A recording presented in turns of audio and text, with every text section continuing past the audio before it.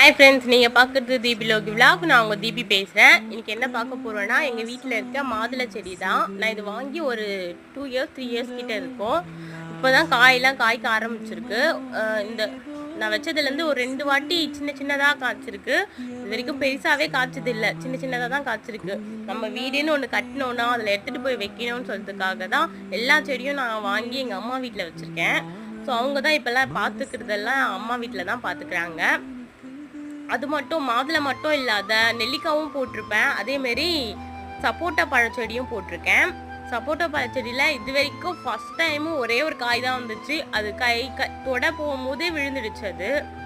So அதுவும் சாப்பிட முடியாத போயிடுச்சு. இப்போ தான் காய் விட்டுருக்கு. இது நல்லபடியாக காய்ச்சி வந்துச்சுன்னா நம்ம வச்ச செடியில் ஒரு காய் சாப்பிட்டோனாலே ஒரே சந்தோஷம் தானேங்க. அது சாப்பிட்ணுன்னு ரொம்ப நாள் ஆசை. ஸோ என்னோடய வீடியோஸ்லாம் பிடிச்சிருந்துச்சின்னா என் சேனலை சப்ஸ்கிரைப்